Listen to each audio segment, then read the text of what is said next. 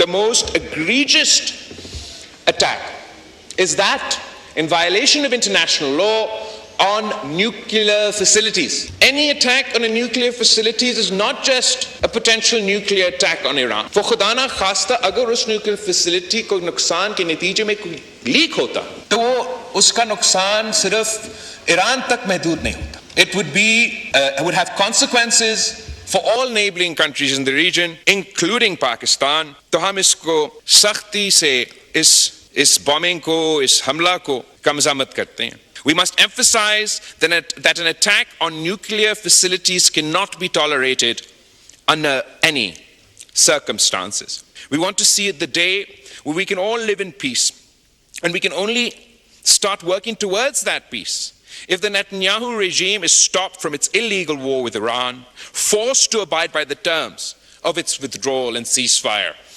in Lebanon, and end its apartheid and genocide on Palestinian lands. जनाब speaker, हमारे खिते में भी एक नेतन्याहू का सस्ती कॉपी है और मैं फख्र से कह सकता हूं कि हमने इस सस्ती कॉपी को जंग के मैदान में हरवा दिया, सफारतकारी के मैदान में हरवा दिया और बयानिया के मैदान में हरवा दिया.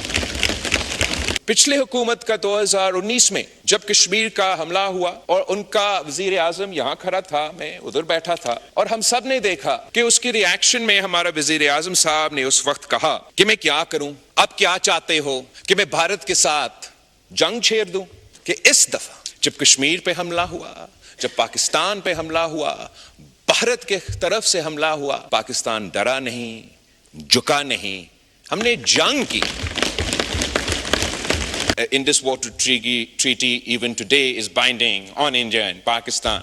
मगर सिर्फ ये धमकी देना कि हम पाकिस्तान का पानी रोकेंगे, सिर्फ धमकी देना, ये धमकी ही यूनाइटेड नेशंस की चार्टर की खिलाफ वर्जी है. ये गैर कानूनी है, ये भारत नहीं कर सकता. जैसे अभी इनको इब्रतनाक शिकस्त दिलवाए, अगले आने वाले जंग में भी उस पोजीशन में है कि हम इनको इब्रतनाक शिकस्त दिलवाएं. तो भारत के सामने दो ऑप्शंस है जनाब स्पीकर, दो ऑप्शन. या वो सिंतास मुआहिदा मान ले, इंटरनेशनल कानून के मुताबिक अमल दरामद करे, उनका अवाम को अपना हिस्सा का पानी, हमारा अवाम अपना हिस्सा का पानी. अगर वो नहीं मानते सिंतास मुआहिदा को, डैम और कनाल्स निकालने की कोशिश करेंगे, तो फिर पाकिस्तान जंग करेगी और हम 6 के 6 दरिया के पानी अपने अवाम को दिलवाएंगे. हम अमेरिका के दारुल हुकूमत वाशिंगटन डीसी पहुंचे. वहां इजराइल लॉबी के बाद अगर कोई बड़ा लॉबी है तो वो इंडियन लॉबी है, और वो इंडियन लॉबी, इजराइल लॉबी और भारत की कमेटी ने मिलकर पूरी कोशिश की कि पाकिस्तान को बदनाम करे, पाकिस्तान को नुकसान पहुंचाए, और भारत की बयानिया को कहीं न कहीं से, स्टेट डिपार्टमेंट से, व्हाइट हाउस से, कांग्रेस में, किन थिंक टैंक से, कहीं न कहीं से भारत का मौक़िफ़ को कोई न कोई सपोर्ट करे. ज़राअत हमारे मईशत का बैकबोन है, और अफसोस के साथ कहना पड़ रहा है कि हमारा हुकूमत की पॉलिसीज़ ही हमारा बैकबोन को तोड़ रहा है, मईशत का बैकबोन को तोड़ रहा है. हमारा इकोनॉमिक प्रॉस्पेरिटी के लिए, हमारा फूड सिक्योरिटी के लिए हमें ज़राअत में इन्वेस्ट करना पड़ेगा. एग्रीकल्चर सेक्टर में गैर मामूली इन्वेस्टमेंट की ज़रूरत है. वफाकी हुकूमत ने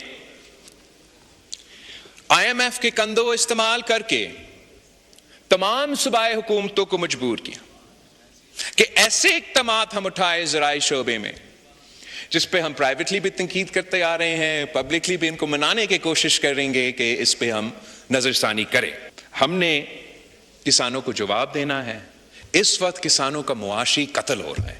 मैं अपील करता हूं जनाब स्पीकर आपके थ्रू वज़ीर आज़म को कि एग्रीकल्चर इमरजेंसी डिक्लेयर किया जाए.